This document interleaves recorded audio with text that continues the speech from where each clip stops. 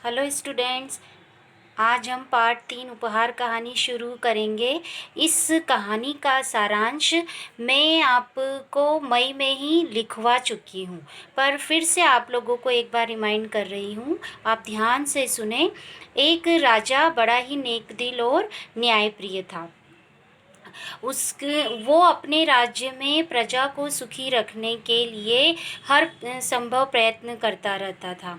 एक बार उसका बेटे का जन्मदिन आया तो राजा ने यह ऐलान करवाया कि जो भी मेरे बेटे के लिए सबसे अच्छा उपहार लेकर आएगा, मैं उसे 10,000 सोने की मुद्राएं इनाम में दूंगा। तो सभी लोग राजकुमार के लिए सुंदर सुंदर उपहार लाने के लिए कोशिश करने लगे। सभी ने महंगे महंगे उपहार खरीदे। उसी राज्य में एक दीनू नाम का बहुत गरीब व्यक्ति भी रहता था। उसने सोचा कि क्यों ना मैं भी राजा के बेटे के लिए कुछ उपहार लेकर जाऊं, परंतु क्योंकि वो बहुत गरीब था, उसके घर में आटे के सिवाय कुछ भी नहीं था। उसने अपनी पत्नी से कहा कि तुम इस आटे की मुझे रोटियां बनाकर दे दो, मैं इसे ही उपहार के रूप में लेकर जाऊंगा। पत्नी ने कहा कि उस राजमहल में हमारी सूखी रोटियों को कौन पूछेगा, तो तुम रहने दो। पत्नी के मना करने पर भी दीनू नहीं माना। उसने कहा कि कोई बात नहीं, उपहार के बहाने मैं राजा का महल और राजकुमार से ही मिल लूँगा। दीनू की बात सुनकर पत्नी ने उसे रोटियां बनाकर और दे दी। दीनू फिर उन रोटियों को लेकर राजमहल के लिए निकल पड़ा। राजमहल को जाते समय रास्ते में उसे एक भिखारी मिला। भिखारी को देखकर दीनू को उस पर दया आ गई और उसने उसको 4 रोटियां दे दी। रोटियां देखकर भिखारी खुश हो गया और बहुत सी दुआएं दे दी। फिर दीनू आगे चलने लगा। रास्ते में आगे गया तो उसे 2 कुत्ते दिखाई दिए जो कि कचरे के ढेर में से कुछ ढूंढकर खा रहे थे। दीनू को कुछ दया आ गई। उसने 2-2 रोटियां दोनों कुत्तों को दे दी। फिर वह रास्ते में आगे जाने लगा तो उसे फिर रास्ते में एक गाय और उसका बछड़ा दिखाई दिया।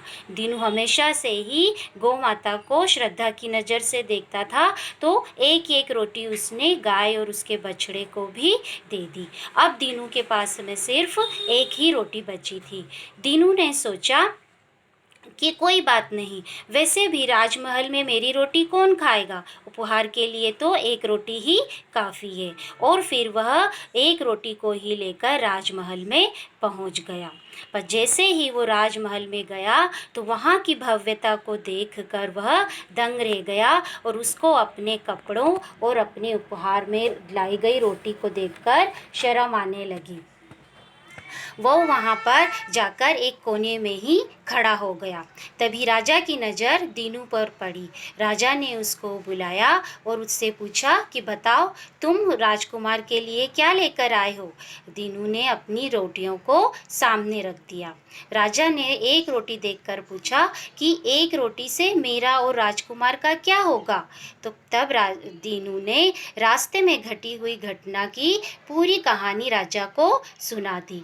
फिर राजा ने बड़े ही आदर के साथ में दीनू को कुर्सी पर बैठाया और यह ऐलान करवाया कि आज सबसे अच्छा उपहार जो है वह दीनू लेकर आया है, क्योंकि इसने रास्ते में आए हुए जिन ज़रूरतमंद लोगों की मदद की है, यह उस रोटी के साथ में उन ज़रूरतमंद लोगों की दुआएं भी राजकुमार के लिए लेकर आया है। सोने चांदी की तो हमारे खजाने में भी कोई कमी नहीं है, इसलिए सबसे अच्छा उपहार दीनू के उपहार को ही घोषित किया। राजा ने उसको इनाम स्वरूप 10,000 सोने की मुद्राएं, 10 एकड़ जमीन और साथ ही यह भी कहा कि आज से दीनू का और उसके परिवार का भरण पोषण राजकोष से ही होगा। ये आज की कहानी थी और इस कहानी से हमें यह शिक्षा मिलती है कि हमें हमेशा ज़रूरतमंदों की सहायता करना चाहिए और उपहार की कीमत नहीं देखना चाहिए, बल्कि देने वाले की भावना देखना चाहिए।